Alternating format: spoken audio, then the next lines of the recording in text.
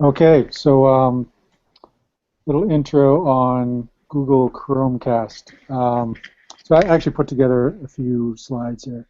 I figure first I'll go through kind of the theory, because I didn't really know exactly what Chromecast was at first, but I had a basic concept. But well, I'll just go through what it is and how it works, and then I'll show the code and do like a live demo. So basically, Chromecast, as you probably know, it's a way for you to get something that's on your mobile device playing on your TV. It's a drop-dead basic description. Now, unlike something like AirPlay, Apple AirPlay basically uses your mobile device as kind of a middleman. So you're actually bringing your media down from the cloud through your device onto your TV. That's how AirPlay works. Chromecast is a little bit different. You're using your mobile device as content discovery and to discover the actual Chromecast device. And once you get that all together, you're sending the stream over to the device, and that stream goes directly from the cloud to the Chromecast in your TV. And your mobile device remains connected to it and can send information, can send messages to it. So you have control, like to play, pause, seek, set the volume, change the stream, and other custom messages as well. And likewise, the Chromecast can send messages back to any mobile devices that are connected. You can send messages or events, to know when you've started, stopped, any errors or anything like that. So to set up a Chromecast application, you actually need two applications. You need the sender application, which lives on the mobile device, and this could be an iOS application or a Android application. It also runs with Google Chrome on the desktop or Chrome OS, so you can cast from there. But mainly, I'll be showing you an Android application. But I think for iOS, it's probably very similar. And then on the Chromecast device, you run a receiver application. And this is an actual application that's loaded from the web into the device and is your media player for that TV device. So the sender application has a few different responsibilities. One is it discovers Chromecast devices on the network. It allows the user to choose which device they want to cast to.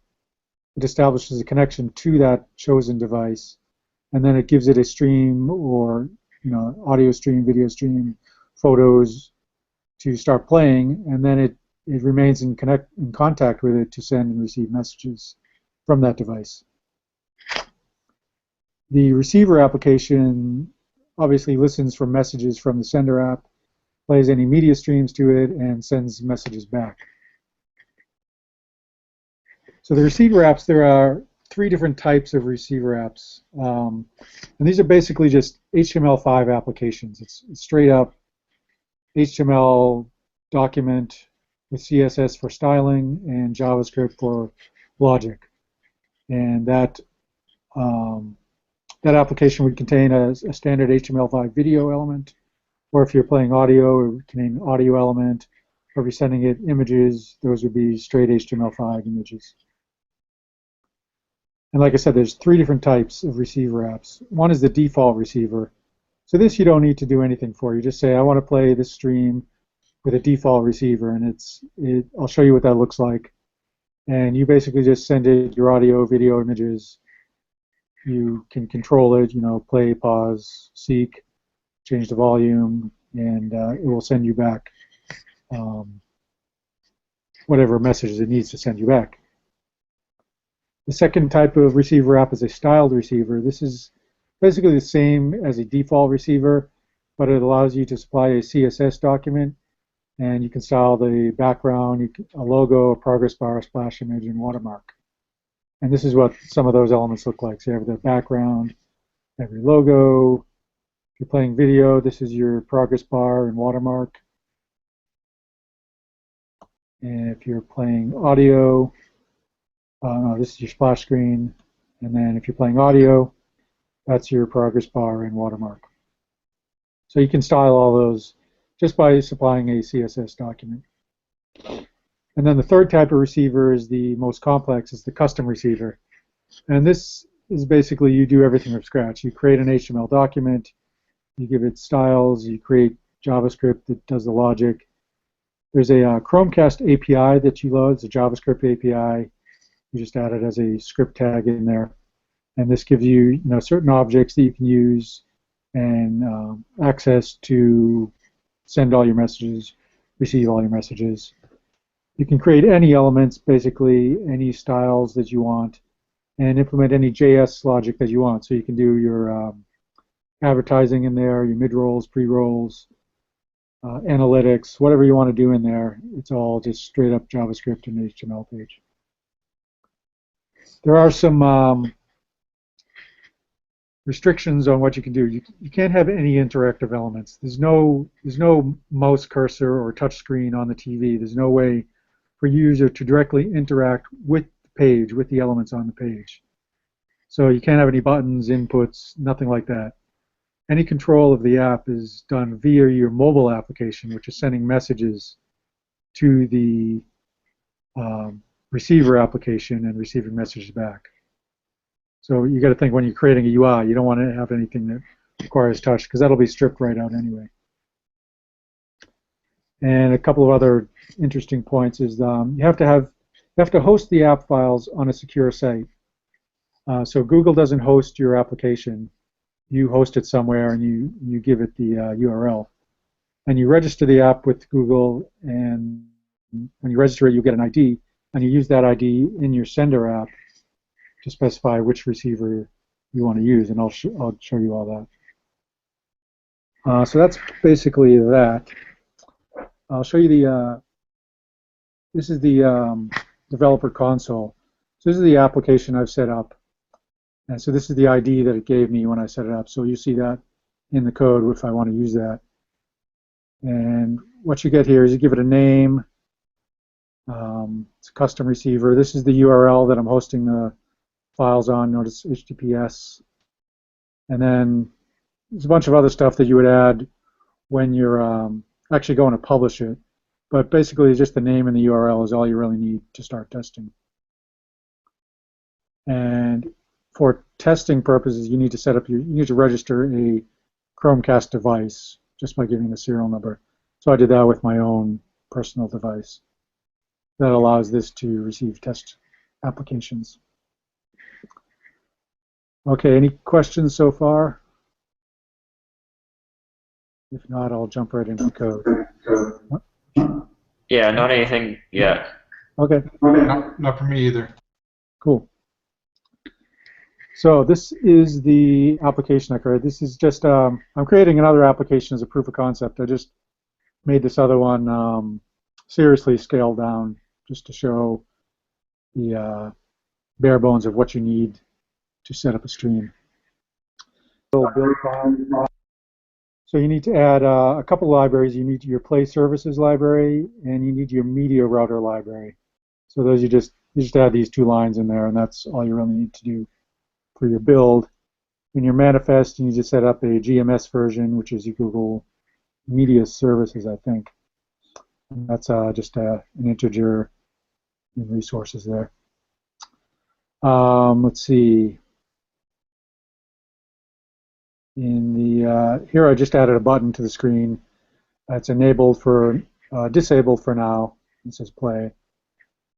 And so basically, what you want in a Chromecast application, you need a button or some kind of UI to launch the Chromecast and start casting. And so there's one that you can use automatically. It's you put it in the menu, so you have your main menu XML file. And so I just add an item to my menu, and I give it an action provider class of this Meteor Route Action Provider. It's a class. And you'll see how we use that. And now we just jump right into our main activity. So basically down here, in the OnCreate options menu, this is when, after the app launches, it creates the menu. And this is where we get this button. So we find the item, which is the new media route menu item, and we get the use this method on it, get action provider, and that will give us that class that we set up in the XML, and that gives us our media route action provider, which is just a Chromecast class. And once we have that, we set the route selector to this media route selector, and I'll show you that in a second. That just sets up that button, so when you click it, it kicks off the Chromecast stuff. So back up at the top, we set up a bunch of Chromecast objects. So this is typical Java. There's tons of objects and interfaces, and nothing's very simple. You have all kinds of builders and objects to create and do everything. So we have a media router. This is what routes the media, obviously. So this is what's saying, okay, I want to send this media to this location. And you have a media route selector, and this is what lets you select the routes. You know, say you have multiple Chromecasts or Google TV or something like that. This is what lets you select which route you're going to send it to. You have your media router callback. This is what lets you know when you're connected or when you're disconnected from a particular route. Your cast device, which is it's a software object that represents the Chromecast physical device. You have another listener, cast listener, which receives other kinds of information and data from that device. This is your Google API client, which kind of sets up all the calls back and forth. And this is your remote media player, which is, it's like a media player, but when you say play and pause and seek on this media player, you're actually controlling the media player on the Chromecast device. So it's kind of a proxy for your actual media player. Then we have our receiver ID. So remember I said when we create a receiver app, we get that ID. So this is the ID of the app that I created. You saw that in the dev console. If you want to use the default media receiver, you can just use this constant here, default media receiver application ID. And of course, you need a media URL, which I just grabbed a movie trailer. And of course, I just have some basic in-app logic for my button and whether it's playing or has loaded media.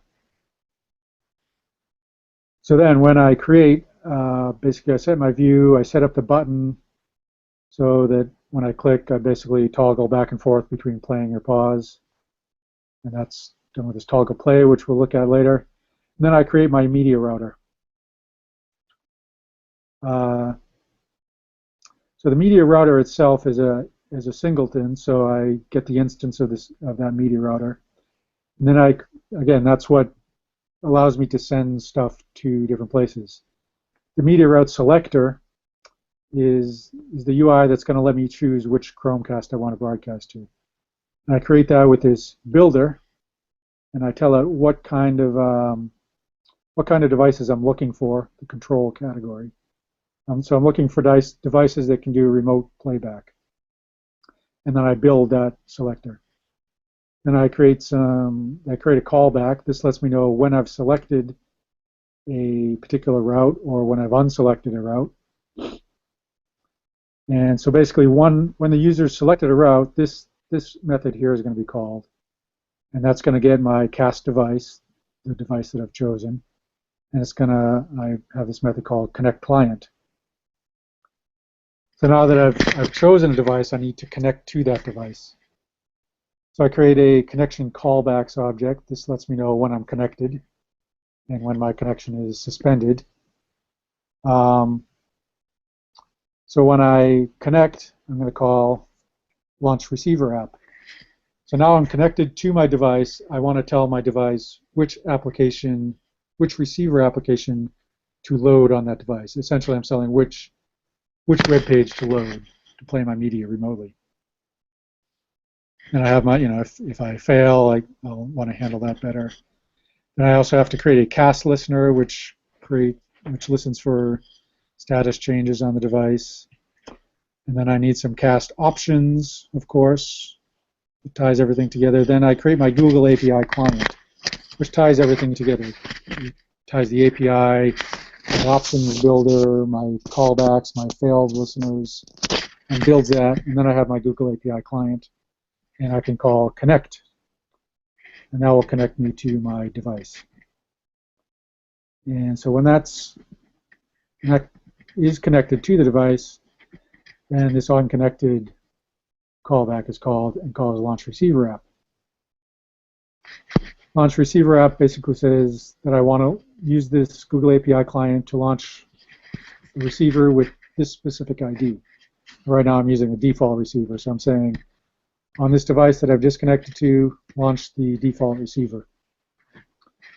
When that when I get a call back from that, I check it's a success. So it has launched my application. I can get some various information from that metadata. Not doing anything with that now. Now I want to create my remote player. So create my new remote media player.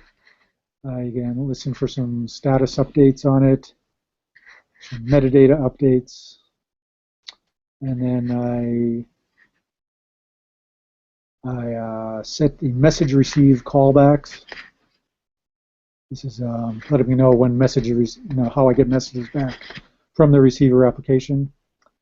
And then I request the status of that player, and I get the result. And if that result is success, then I am connected to my remote receiver application, which is now running in the Chromecast and displaying on the TV. And now, because I can send media to this, I'm going to enable my play pause button. And now my play pause button is enabled. When I toggle it, when I click it, basically I just have some basic play pause logic here. If the remote media player is playing, then I pause it, and I change the label. I set it as playing to false. If it's not playing but it has loaded media, then it must be in a paused state.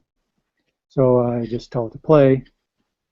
And if it's not playing and it hasn't loaded the media, then I need to load the media, and I call this load media function. So this is where I set up the stream, and this is done with, again, more great Java objects. I create a media metadata object, which tells it what type of media I'm sending it. Could be audio, video, images. I give it some metadata. Right now I'm just setting the title, which is the Minions movie. Then I want to create a media info object, so I create a media info builder. Set the content type, the stream type, give it the metadata that I just created up here. And now I have my media info, and I can load that media info into my remote player. And if that is successful, then it's going to start playing. And I listen for some exceptions, and that's basically it. So again, we discover the devices. When those are discovered, we let the user choose a device. When the user has chosen a device, we connect to that device. When we successfully connect to the device, then we load the receiver application on that device. When we load that receiver application, when that's successful, then we can set up our player. When the player is set up, then we can send it some media and start controlling it. I can just run this app. Now, any questions before I actually run this? No, not yet. I mean, I think I'll have more questions once you show the website, because I have questions on how it receives stuff and Yeah. everything like that. Oh yeah, before I this is the remote application I'm working on, and let's see. I know I need to bump this up. So this is I took one of the HTML5 players that Kenny sent me, kind of a reference player. There's a whole lot of stuff in here. Like here's some UI stuff that we don't actually need because we don't have UI control directly. So most of this I just used as is. I stripped some of the stuff out that wasn't applicable, and basically this connect Chromecast is this is the main code that you need in a receiver. This is the vital code that you need. You need to create a media manager, and this is what wraps the player. The EMUI player is just an HTML5 video element. So you wrap that inside of a media manager. And to handle events on the media manager object, they do a weird thing. It just has an onload method, and it has a bunch of other methods as well. But there's no way to say like add a load listener. You just have to overwrite the onload method. And their suggested way of like, so it has some default functionality already. So they say to save the initial onload as the onload orig, and then assign your new function to the onload, and within that call onload orig, passing that event. This is basically how you call the super method that you're overriding. So really you don't need any of this as well, because if you just create your media manager and then your cast receiver manager and start that, this whole app will work just as is. I'm overriding the onload because when I load some media, I want to get the event data. I want to get the metadata out of that and get the title of the media that I just got, which I sent back when I created that metadata over on the Android side. And I'm just setting a text element in the UI.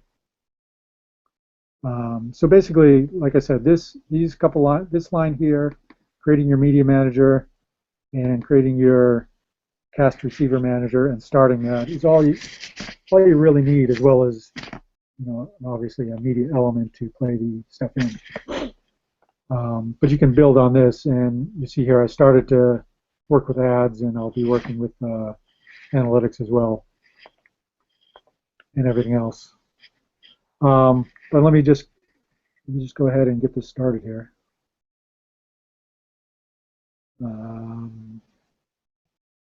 There.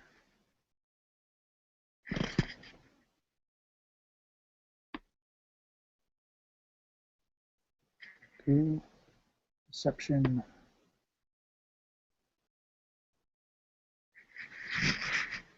Okay. So we're just going to fire up this app here on my mobile device. You can see my TV behind me that's running Chromecast already.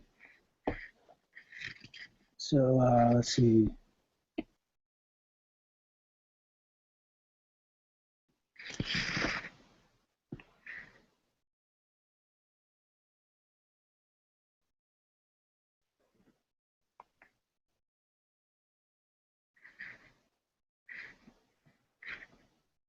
Takes a second. Gradle executing tasks.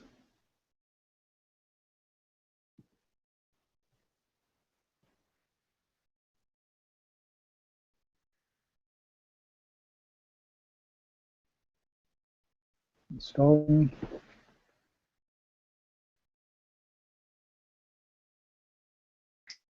So we are.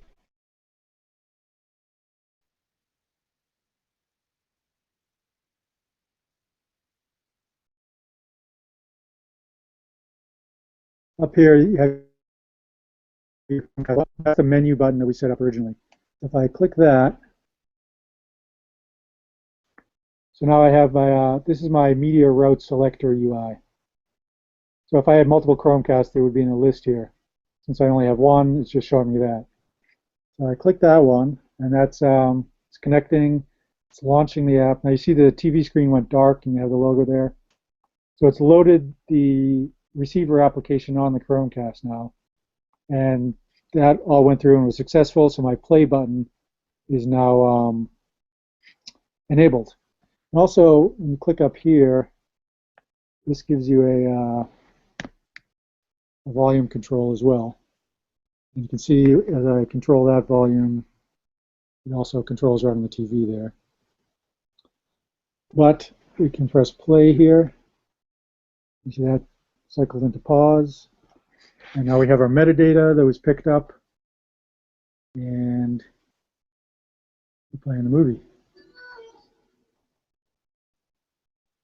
And this is the default receiver, I believe, yeah. So if I press pause here, See, this is your default, your progress bar. It shows your title and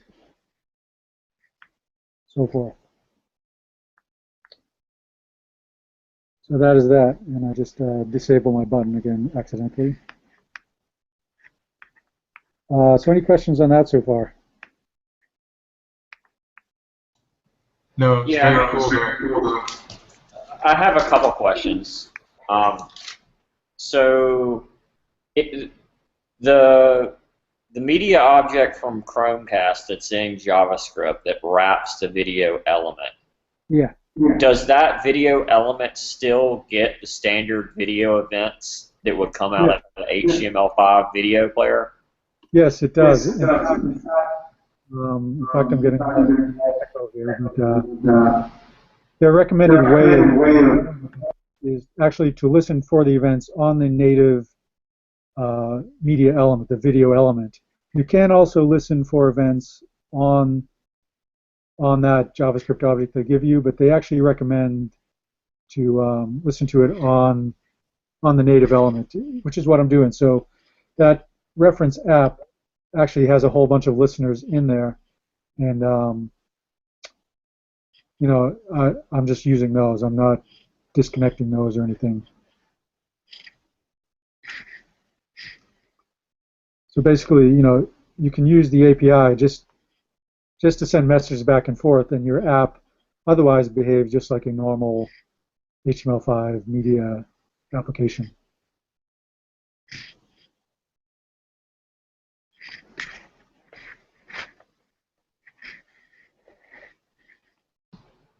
All right, yeah, and another question. So when you said the native object, you're talking about the native video element object, right?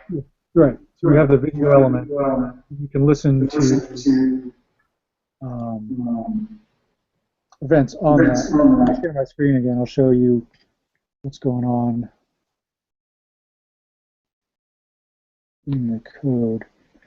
So here we have this bind event. So we're listening to all these things: duration, change, playing, emptied, ended, error, pause, progress, time update. And these are all listened to directly on the UI player element, which is the native video element. So I'm not changing any of that. So all these functions continue to work. So this go down here. So on video ended, on video duration changed, on video fail, load progress changed, all this stuff paused, started. All this stuff is being listened for directly on the native HTML5 video element. I'm not changing any of that, and all that's working just fine. And again, that's how they recommend that you do it. Okay, yeah, cool. Because that kind of solves the analytics. That makes the analytics like trivial at that part. Yeah, exactly. So the other question I would have is around the ad stuff. So obviously, like, you know, since the video is kind of signaled from the Sender app. Yep. In the case of something like Freewheel or any other kind of you know, ad framework, since we'd be including the ad framework on the page and it kind of takes over the video HTML element itself and calls the load and everything, it's not really part of the you know, that other kind of cast media object. Would that still work? Yeah. So it would still work. Like it can actually play a video. You know, it can load a progressive video as well. Like it doesn't have to be signaled from the actual Sender app. No, not at all. Actually, you see what I'm here. What I started to do here. So this is on load. Originally loads. It was on load, and normally this just starts playing in the video. So I was overriding this and having this code. So if the ad config was enabled, then I'm requesting the ad. And this all works. So I was requesting an ad. I was getting back an ad request successfully. And because I wasn't doing this on a ridge load, if it was requesting ads, so the video was not playing. So it wasn't doing the usual stuff. So it was waiting, and then I wasn't able to get ads because they weren't configured to have pre-rolls. But if they were, I would have gotten an ad. It would have played just, I assume, by the code that's already written here. And that was done. I would have gotten the on ad complete or whatever it would be. And at that point, I could call this method or do whatever I want, say to load the media that was loaded via Chromecast. And do you have any idea what would happen with, like, say, a mid-roll or the case of a post-roll? Because, obviously, like in the case of a mid-roll, typically what we'd have to do is kind of shut down the stream and then re-request it and request it at a point in time. Yeah. And then a post-roll is a little bit easy because the stream's already kind of done. You can shut it down and just play the post-rolls. Right. I mean, I don't say easy, but easier, obviously. So I'm just curious, like, since you've played with it, like, is a mid-roll possible? Is a post-roll possible? I don't see why it wouldn't be. I mean, you would have to somehow, I'm not sure exactly how you use the media manager and the cast receiver. I mean, I guess mainly it would be the media manager here, but I'm sure you could get the stream out of it and, stop it and restart at a different point.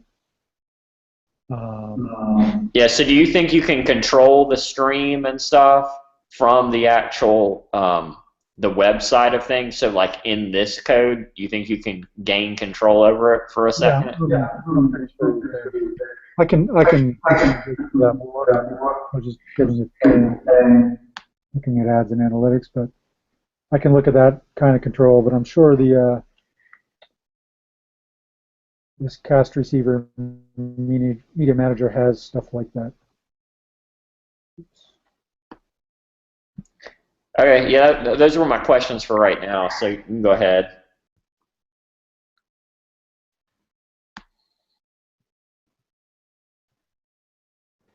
I have pretty good documentation too. So this is the media manager class.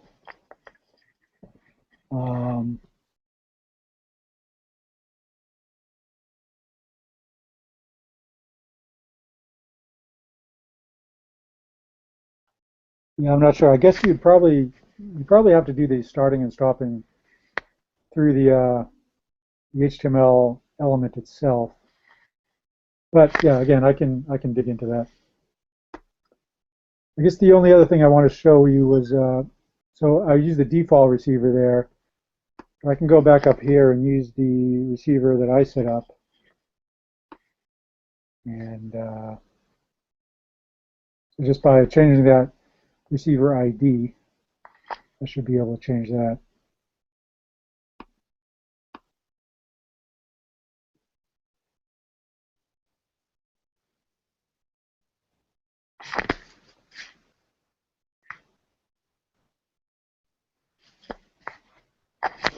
Okay, so I got that loading to my Chromecast button. Choose my cast device. It connects. Play button is enabled. I'll play. So see, this is just the HTML I set up myself, so it has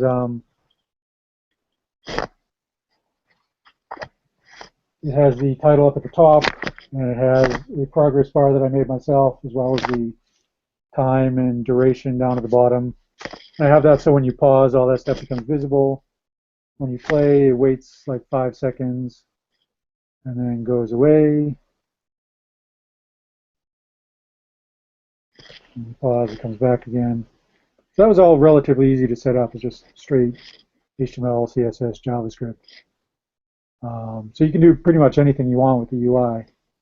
And then I think the toughest stuff will be, what you just brought up, Kenny, is as far as messing with the stream midstream and starting and stopping it and inserting other stuff in the middle of it, which I think would be the toughest stuff in just a regular app.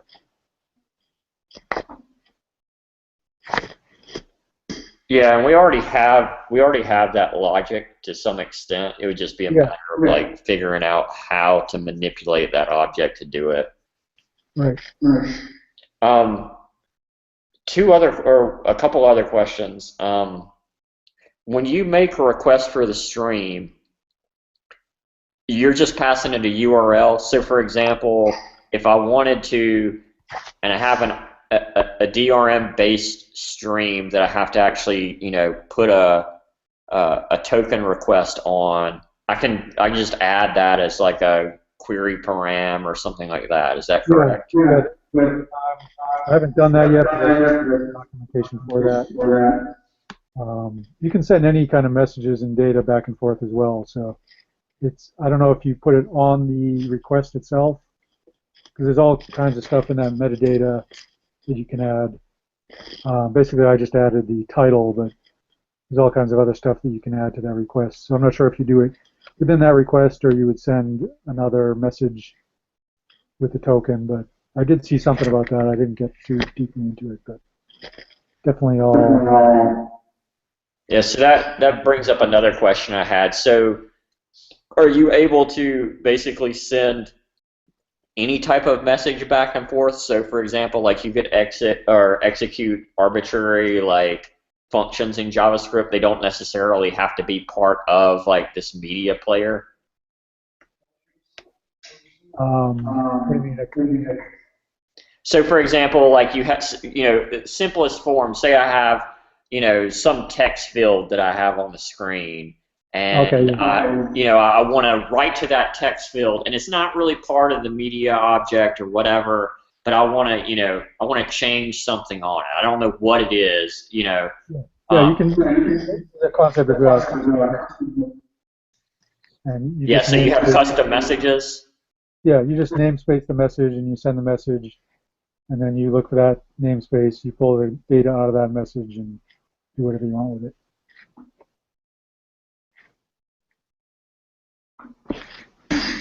And then I guess the other question I had was, and this kind of depends on the player, is there something in the API, because I don't think that there is in the HTML video element itself, is there the ability to play at offset?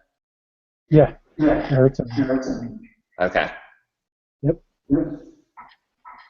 Cool. Yeah, I mean those are basically all the questions that I had. Yeah, because if you think that regular app, you might have the video playing on the application itself on the mobile device, and then you switch over to playing it on the Chromecast. So you could either start it from scratch, but if you're watching a movie, you might want to start it halfway in. So that's all.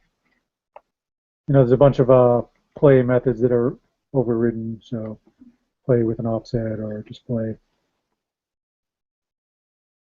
Yeah, and so for the most part, like all the logic that we had in the JavaScript to control it, to play and to pause and all that stuff, like you rip all that stuff out, and it's just basically this media object that's being controlled by the app itself, right? And then you're just listening to events. Yeah, there's two ways to do it. You can let that control it directly, or you could, like remember when I overrode that onLoad method, you could override the onPlay method and do what you want. Instead of letting it do its own thing, you could just call your own play functionality or pause functionality or whatever you want.